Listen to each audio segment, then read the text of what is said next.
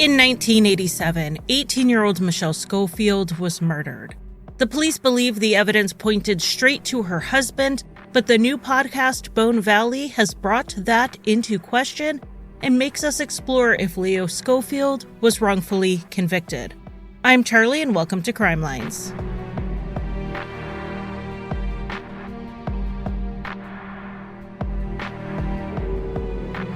Welcome to Crime Lines, and thank you all so much for the positive feedback on my interview with Helen from Death of an Artist last week.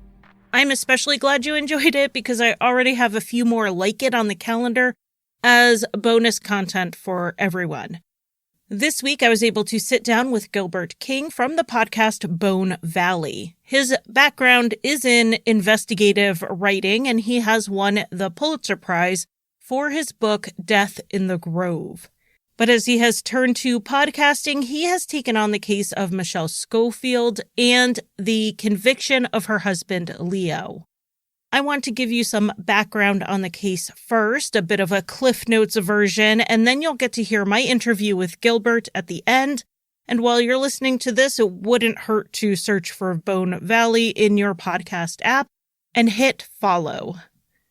This case starts in 1987 with 18-year-old Michelle Schofield and her 21-year-old husband, Leo. The two met and married in a short period of time, fast enough that some of their friends' heads spun. But they were young and they were in love. They moved into a trailer in Comby Settlement, which is just outside of Lakeland, Florida. Being a young couple without high school diplomas, they did have money issues. They had to share a single car, and Michelle waited tables while Leo picked up odd jobs and focused on his dream of being a full-time musician. On February 24th, 1987, Michelle took their shared car to work.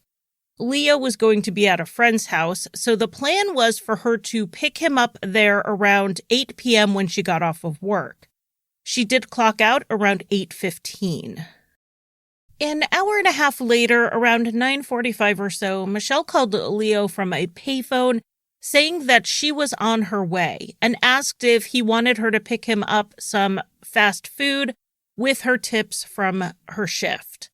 He said no, and she said she was heading right to him.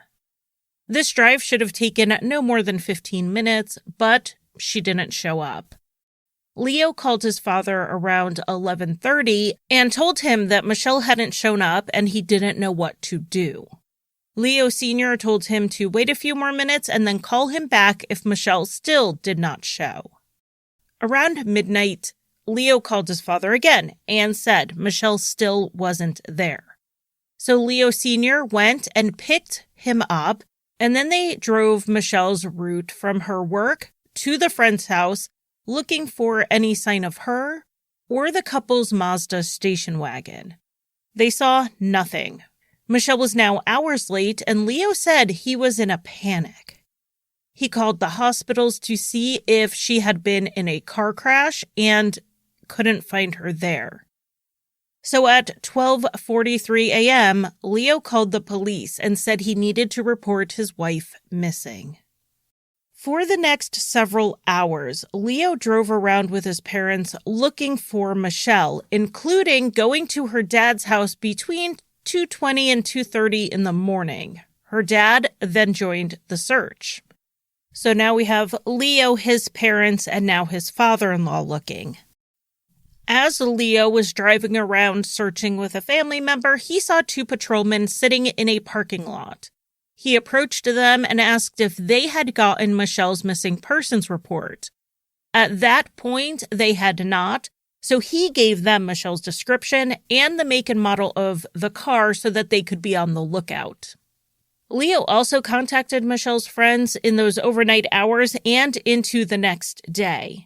When they would hear she was missing, they would also join the search. So you can just envision the search party growing as Leo kept making contact with everyone and no one had heard from Michelle.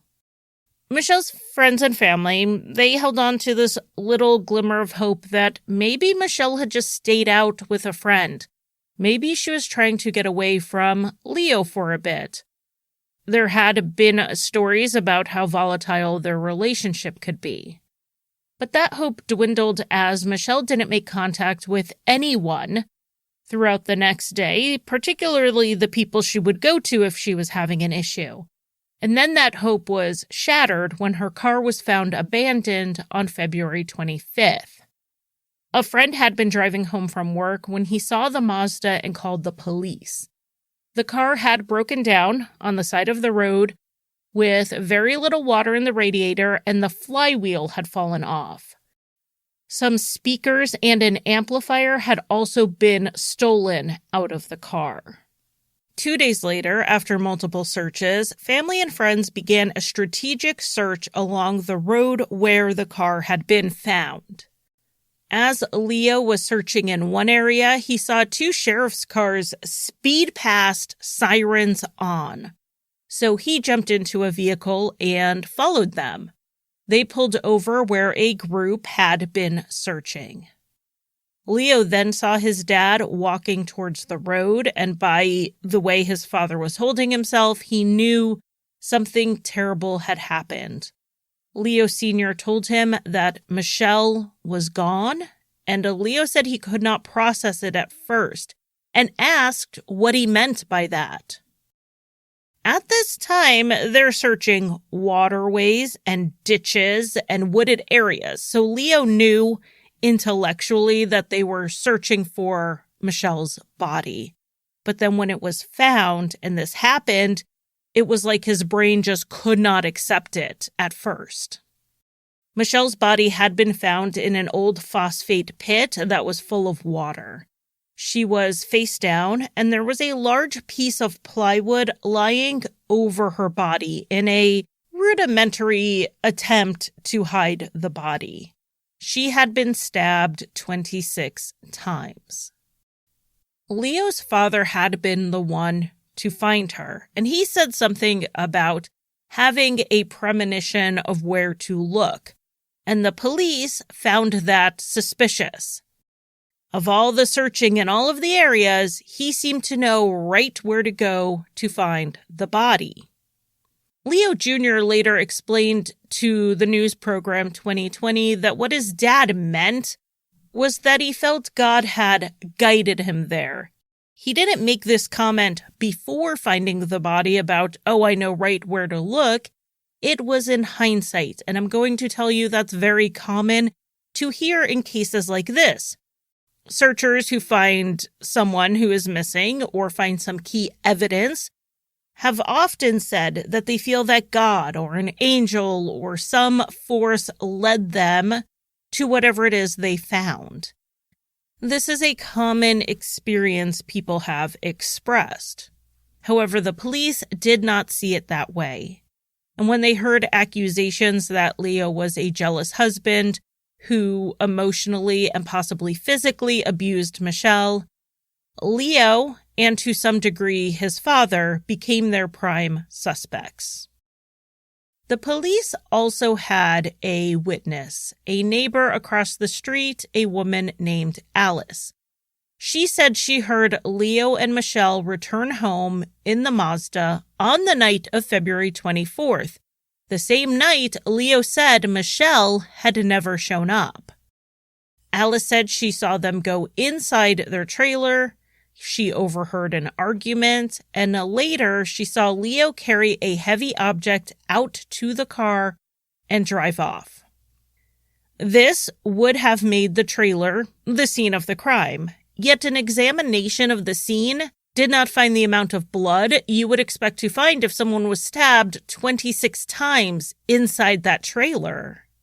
Alice also said that the day after Michelle went missing, she saw Leo using a carpet cleaner in the home.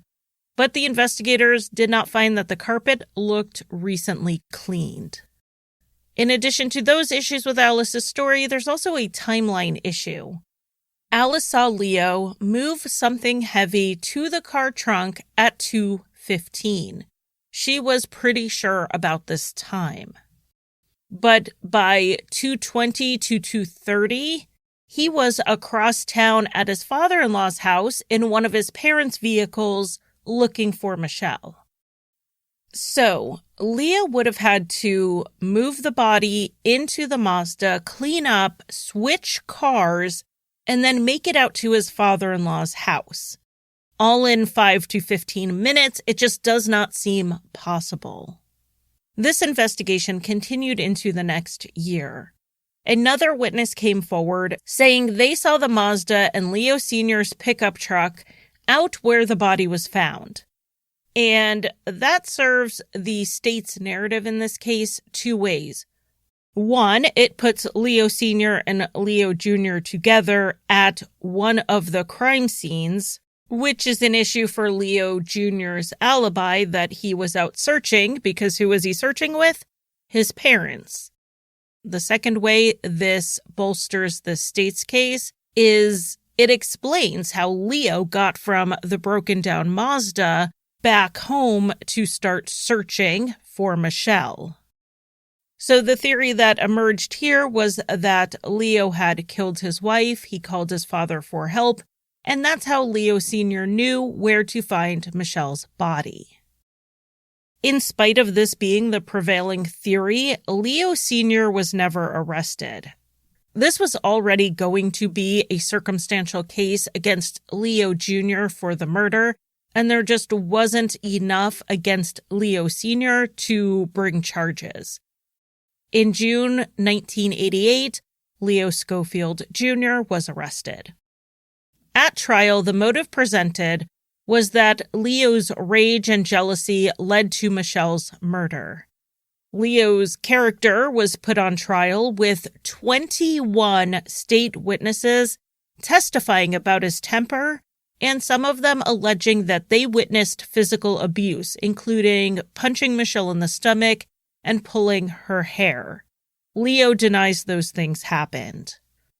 The defense, of course, pointed out the lack of forensic evidence and said that the forensic evidence that they did have pointed to someone else, and that evidence was fingerprints.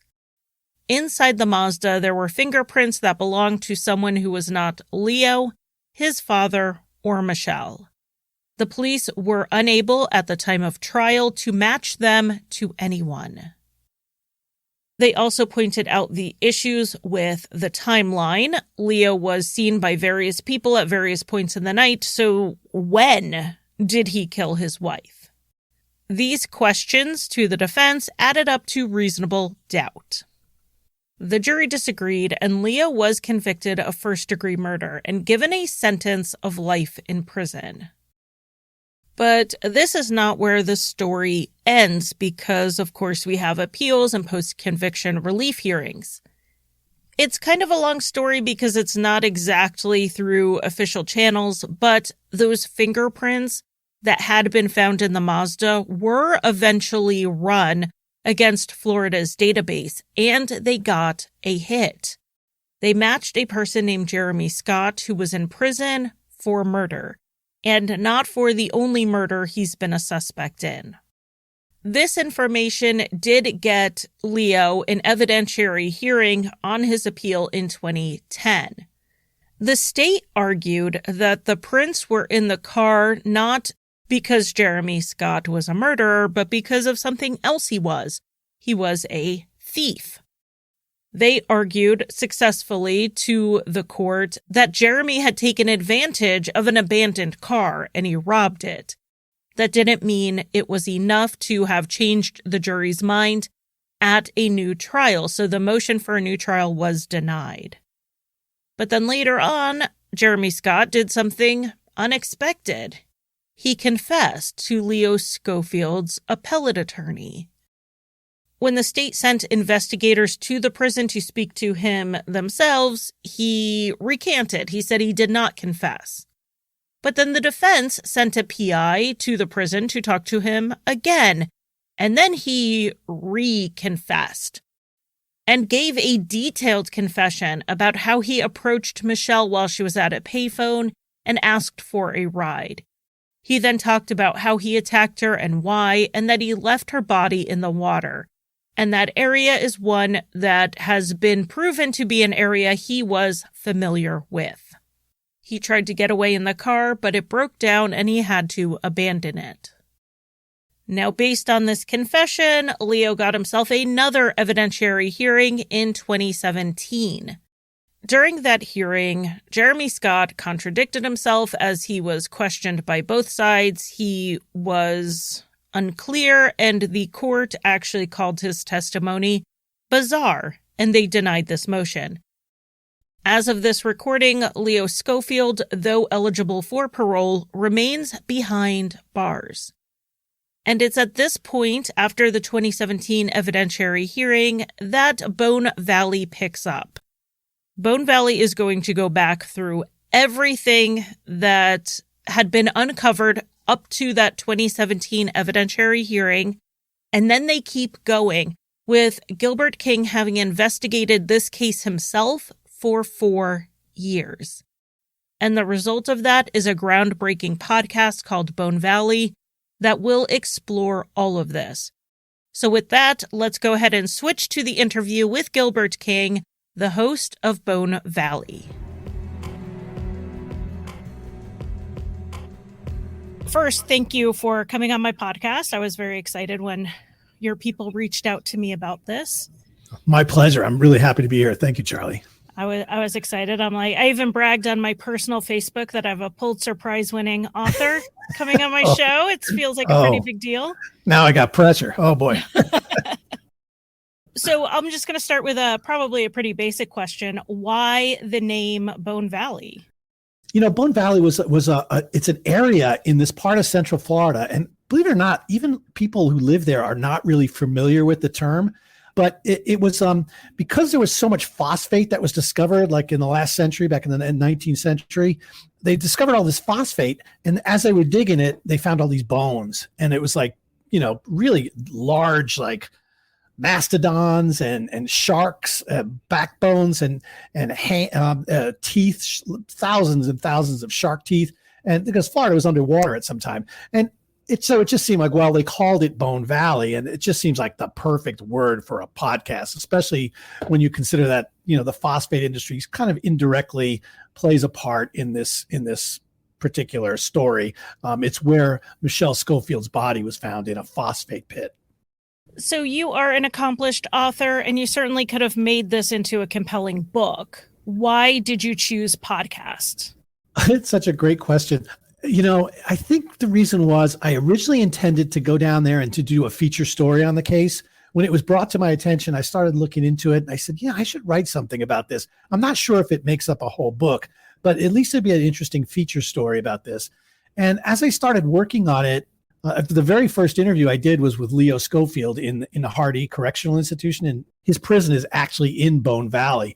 And I came out of there thinking, I just spent like almost 3 hours with this guy, and the stories he told were so compelling. And I just felt like, wow, to put those in quotes just doesn't do it justice. It was really dramatic, and the way he would tell a story. And so I started thinking, like, maybe this should be a podcast. And I was just starting to listen to a lot of crime narrative podcasts. And I thought, you know what? I think I have one here. All the people I'm talking to are still alive. You know, usually when I do work on these cases, they're from the pre-civil rights era, from the 1940s. So everybody's dead. I'm just looking at documents. And so now I was getting like firsthand recordings of these people who were actually in the story. And it was just compelling. And I said, this is a podcast. It's not a book. What kind of access did you have to people's firsthand stories? Like, who are we going to hear from on Bone Valley? You're going to hear from just about everybody who's still alive, with the exception of, well, I shouldn't even say that. I was going to say, the state attorney's office, the one who prosecuted Leo Schofield, said that they would not talk to me. They didn't want to give anybody comments. But we actually went out and got detectives who worked on the case. We got the sheriff, Grady Judd of Polk County, who is an interesting sheriff. If you Google him, he goes viral a lot. He's really over-the-top press conferences, like the Law and Order sheriff. But he agreed to talk to us because he was around back in the day. He started working for the sheriff's office when he was 17 years old. And so he agreed to speak with us about it. I think probably the most important thing is I have the two men who are connected to the murder of Michelle Schofield, the husband, Leo Schofield, who's been in prison for the last 35 years, and the person who confessed to killing Michelle Schofield, whose fingerprints were found in the car she was driving, spoke to him too. So we have both of these men who are connected to the story. And so we've got access to just about everyone. We talked to the trial judge, the prosecutors, some of the old prosecutors, the defense team. We've talked to just about everybody. It took 4 years to do, so we really took our time with it. So, wow, working on it for 4 years. I do kind of one and done episodes on cases, and sometimes I work with family. Sometimes I'm just working from court documents. A lot of times appellate documents have, the real important parts and things like that. And, in an hour, I tell a basic story and then bring in some issues possibly, and then we move on. To spend 4 years to finally have it coming out, that must be huge. It was a difficult process. I didn't really know the podcast world. And in the middle of this, we got the pandemic, which sort of cut down on a lot. I think what was really valuable to me over the pandemic was I was able to do a lot of the hardcore research, going through the appellate decisions and the briefs, and just really focusing on the written side of this case. And then we were doing some phone interviews with people. We finally got a little more sophisticated at that and switched online. So the quality of the sound got a little better as we learned more.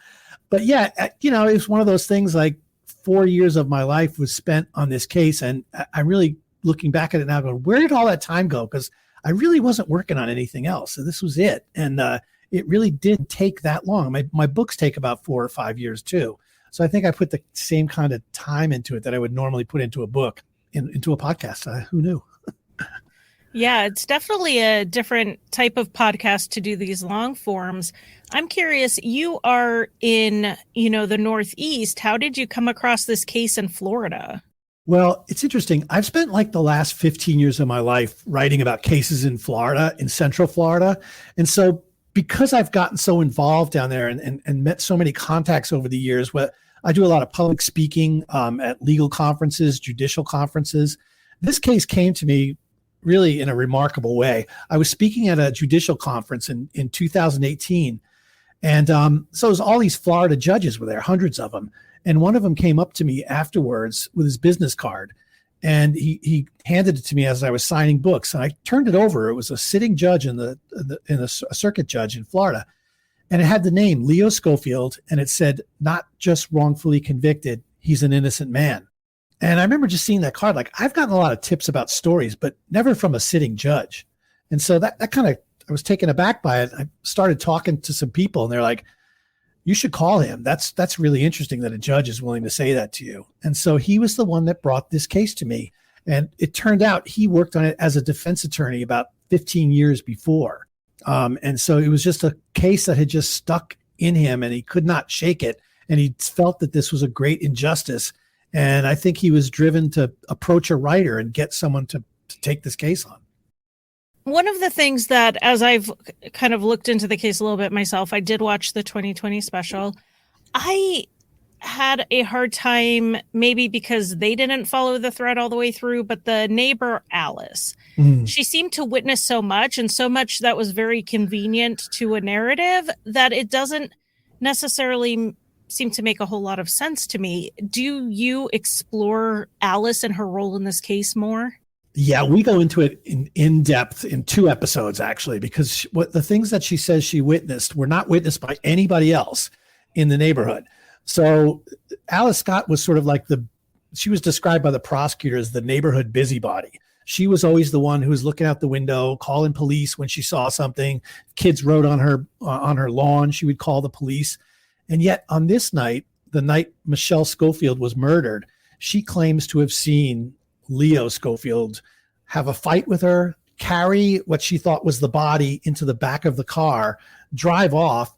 And then the next morning, she claimed to have seen Leo bring a carpet cleaner in and start cleaning the carpet, which, there was a little bit of suspicion about that because even her own husband said, I don't want her involved in this case. And he later said she twists the truth. She tends to get involved in these things. And so she's a really important, the whole state's case rests on her testimony. And in fact, because she said she witnessed what she witnessed, that made the trailer the crime scene. And, when the crime scene technicians went in there, they didn't find a speck of blood. They didn't find anything. And they, spent 5 hours in there. And the only thing they ended up coming out was a little small piece, like 3 inches of carpet that they thought might could have been a blood stain. And when they analyzed it later, they said, well, we can't really tell what it is. It could be vegetable oil, it could be vodka, could be rust, could be blood. We don't know. But, the Schofields had 2 little pets in there. It could have also, the 2 puppies, it could have been, dog feces as well. So there's a lot of possibilities, but they ended up coming out with really no conclusive evidence of any blood. One of the things I thought was really odd was that the crime scene technicians decided not to tear up the carpeting to see if any blood had come through, because they said they were afraid of damaging the trailer. And that to me has always struck me. If there's a woman who was supposedly stabbed 26 times in this trailer, in this crime scene, and you're worried about damaging a single wide trailer, so you don't want to rip up that never made any sense to me. And it always told me, I think, that the detectives and the crime scene technicians, they didn't believe that this was the actual crime scene. But when Alice Scott said that, now it had to be the crime scene. And so it's a really important part of the whole story. I was reading one of the appellate decisions where they called the testimony of Jeremy Scott bizarre from his going back and forth. When you spoke with him, did you find him to have an inconsistent story or a bizarre way of speaking, or was he pretty clear with you? For us, he was very clear. I think it was because every time he's been interviewed, he's always read his rights. He's put under oath. A lot of times the conversations are confrontational. And so I don't feel he's at his most, relaxed state. In 2017, when he showed up in court to testify, he was off his meds. He was in a psych cell, and he said, I'm laying on this cold floor, eating food with my fingers. I'm not on my medications. He just wanted to get out of there. He was really agitated. And so the Leo's defense team actually had to have him declared a hostile witness because he just didn't want to participate with anything. And so, there's definitely some things that he's bizarre. At one point he said he's confessing to all murders in Polk County in 1987 and 88. And so the state comes in and says, you see, he's crazy. You can't believe a word he says. Well, the truth of the matter is we believe he killed 4 people. He's forensically tied to 3 of those. He's confessed to 4 murders. So if he says, I killed everybody in Polk County, what do you do then? Just say he's unreliable and just throw everything out? Or do you look specifically at where he's forensically linked and what he said about those individual cases? And I think it's really a lot of laziness on the part of the state because they're trying to protect the conviction. So they want his credibility to be 0. And so that's the way they argue about Jeremy's testimony. Yeah, they definitely want him to be credible when he says, oh, I just stole the speakers, but now he's not credible when he says he did more. Right. I mean, that's the most infuriating part of it. It's just cherry picking which part of Jeremy is telling the truth. I mean, why don't acknowledge that he's a very difficult witness? Sometimes he admits to being drunk or high, and so he doesn't have all the details correct. But, he told us some things that there's no way he could have known these things. We were able to corroborate some things, and that's a very big part of our final episode. It's just we went in and finally met with him, and we get a lot of things from him that he's never said before. And I think you'll find that in the 9th episode when we visit him, I just challenge anybody to listen to that interview, and then look back at what the state says about him, and you make your decision. And that's sort of where we feel like there's a truth here, and it's up to the listeners to decide where it is.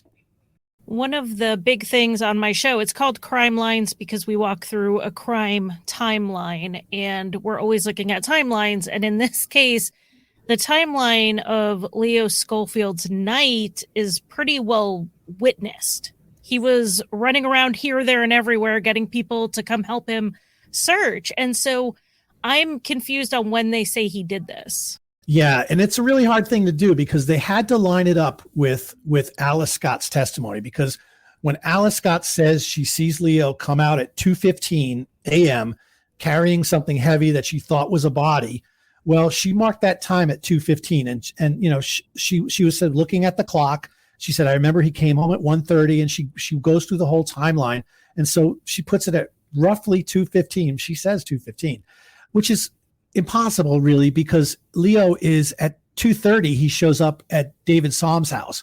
Now that's Michelle's father. Now, originally David Som said it was 2:20 when Leo knocked on the door. But then once it came to trial, you could tell he was talking to the prosecutor. it might have become 2:30 then, because they have to work on that timeline. But there is just absolutely no way that Leo could have, been in two places at once. And so when we look back at Alice Scott and some of her testimony, you can see, so she's like, when she's confronted about it, she changes her testimony. And 20 years later, when a reporter showed up to question her about that, she changed her story once again. So she's never really been a consistent storyteller in this entire case. I think her sister-in-law, who lived next door, who was definitely close to the truth. And she said, yes, Alice and I did see Leo carry something out heavy one night, but that was like a week or two earlier. It was not on the night that Michelle disappeared. And it's pretty obvious that Leo was not at that trailer that night. He was at band practice and he was out searching for his wife. It's really interesting that she puts it specifically that the Mazda was there, since that would have also meant not only did he go to his father-in-law's house, he had to have traded out cars at some point because he showed up in one of his parents' vehicles. So the whole thing is it just doesn't work. It really doesn't. And then there's also like this moment where that, Leo had a terrible defense attorney. He just really dropped the ball. He was just used to shooting from the hip and doing it on his personality instead of the evidence. And he was up against a prosecutor who was, very formidable. And the one thing that always bothered me was Leo and Michelle did not have a phone in their trailer. So Leo said at 2:00, I was making phone calls. I called the sheriff's office. I called all the hospitals. I was trying to find my wife. And Leo's defense attorney was never able to call those dispatchers to verify this. But interestingly enough, one of the phone calls he made, which was exactly at 2:00, was to Michelle's grandmother. And he ended up speaking to the aunt at 2:00. And this was verified and validated by the detective who went to this woman's house and said, yes, we can prove that she says it was a 2:00 phone call. This was never brought up at trial. Leo's defense attorney never brought that up, which would have really helped his alibi, because he said, I was at my parents' house making phone calls at 2 a.m., which meant it would have been impossible for him to be back at the trailer. And it never makes it into trial. It's just maddening when you look at some of the facts of this case that don't make it in. Again, timeline is big for me, so that's what I'm trying to put together. And if you say, okay, well, it happened before Alice said, well, then Alice's testimony's out, and now you have no evidence that he did it. So it's definitely one of these cases that falls apart really quickly once you move one piece and say, okay, what if this happened 15 minutes earlier? The whole thing falls apart.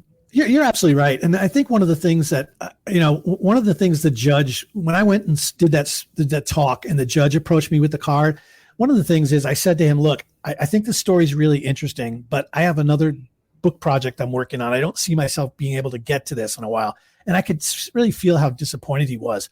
And he said, just do me a favor. I'm going to send you the trial transcript. Just read the transcript. I'm asking you a favor. And, when a judge asks you a favor like that, okay, I'm going to do it. I sat down and started reading the trial transcript. And, I was reading it pretty carefully. And it was pretty obvious to me that the state's timeline made absolutely no sense. And I went back to the judge and I had some questions. And he told me the story. He said, I got through the state's case and I closed that binder. And I said, there's no way this guy did it. He could not have done it based on what I've just read in the testimony. So you've been doing this a long time. You can see how you can get a conviction. It's not hard to bamboozle a jury if you're a really aggressive prosecutor and your defense attorney is sort of sleeping on the job. These things do happen. We know that wrongful convictions do happen. But that was one of the things I noticed very early, just reading the transcript. Like, the state's case absolutely makes no sense. We've definitely seen that here on Crime Lines. We covered a case out of Connecticut, actually. Barbara Gibbons, it was 1970s. Her teenage son was convicted. And again, there was literally no way, based on points that they could verify on the timeline between when he arrived home and dispatch calls, that he literally could not have done it. Yet he got convicted anyway, because they try to screen jurors for this, but there is a bias towards, well, if there wasn't evidence, this wouldn't have made it to trial. And that's not entirely true. Some very weak cases make it to trial. Oh, absolutely. And, it's amazing to me, like, I think when you start, you're presumed innocent before you start trial. But once you get to the post-conviction phase, you're presumed guilty. And it's got to be something like you got to move mountains to overturn a wrongful conviction. So, Yeah, I absolutely agree. It's not that difficult, and we lay it out how it actually happened, how the prosecutor was able to do this. And we ended up talking to the judge. We talked to some of the witnesses. We even talked to one of the jurors. The juror was amazing. This is Florida, right? So everybody's retired basically in 1980s when they're on the jury. So that would make them like in their 90s today. So there weren't really too many of them alive. We did find one woman who was 22 at the time, and we interviewed her. And she like shocked me. She said, "I didn't think he did it, but everybody else did, so I went along with him." I mean, you're not supposed to do that, number one. But she did say something really interesting. The prosecutor was going for the death penalty, and she said, "I voted to convict, but in terms of the execution, I was not going to go with that." And she said she was able to get the other jurors to change their minds and to not go with the death penalty. So even though she voted to convict Leo Schofield, which she shouldn't have done if she didn't think he did it, she's probably one of the main reasons that Leo's still alive today, is that she sort of persuaded the jury to give a life sentence instead of death. Yeah, because back when Leo was tried, Florida juries, if they didn't need a unanimous death penalty recommendation for the judge to then give it, the judge had more discretion. That has changed due to, some rulings on it, but he very well could have gotten the death penalty even if she voted against it, but the rest of the jurors still went for it. Yeah. And she said, she goes, "I think they felt sorry for me because I didn't think he did it." And so they changed their vote to sort of make her happy. And it's like such a weird thing that someone would say that this is what's happening in a jury room. I let a prosecutor friend of mine listen to it. And she said, it's what we've all always known, but we've never heard anyone say it out loud. The compromises that happen in deliberations are not something we want to think about because It's not how it's supposed to go. Right. And, it's just like every phase of this trial was problematic when I looked at it. I mean, and then, learning about the jury deliberations, even that's problematic in a lot of ways. But so looking ahead, is this a one and done case, or do you think Bone Valley will have additional seasons? That's a really good question. I think, if something happens in the case as a result of the story getting out there, I think it's possible there could be some updates along the way. I mean, Leo Schofield is up for parole in March. And part of the really I think one of the most horrible parts of this entire process is Leo's been in prison now for 35 years. He's a model inmate. I think he's been written up 5 times over his entire stay, and they're all really for minor infractions, really minor stuff. He's a leader in the prison. He's like the pastor of the Messianic community. He's a tremendous leader and invented programs, he says, that I've had to graduate from. He's just a stalwart in the community. And he's definitely served his minimum, which is 25 years. And at the parole hearing, you have, corrections officers showing up, his family, all these people testifying on his behalf, even the family of the victim, Michelle Schofield. Her own brother wrote a letter recommending parole, saying she wasn't convinced of the conviction. But unfortunately, the retired state attorney for the 10th Circuit shows up and says that Leo has never shown remorse. He's never said he's sorry, and he should not be released from prison. And every time he does that, they vote to keep him behind bars. And so I find that part of it is just the cruelest part of it at all. I mean, he has a claim of innocence. He's always claimed innocence from day one.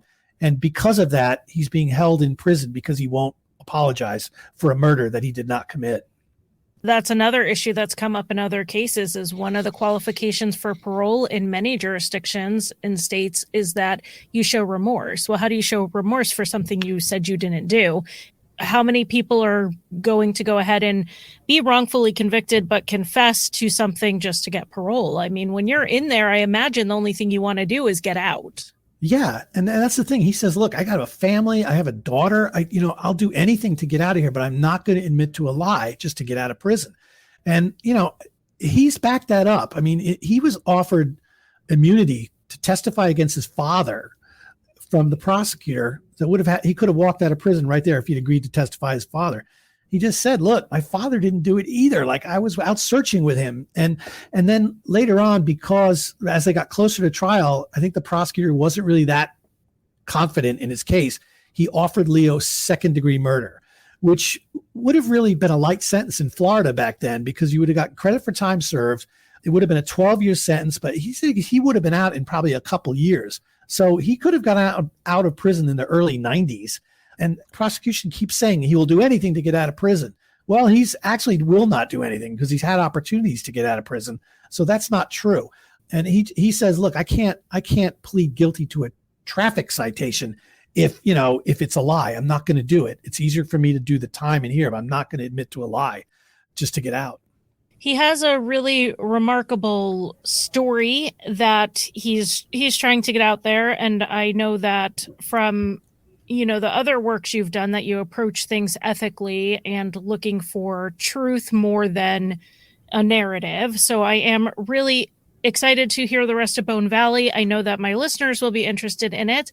So where can they find you on social media if they want to engage with you about the episodes and the case? I'm definitely on Twitter. I'm not really a huge presence. I'm not really a big social media person, but I've promised to get better at it. So I can be found on, it's Gilbert King on Twitter, at Gilbert King, I guess.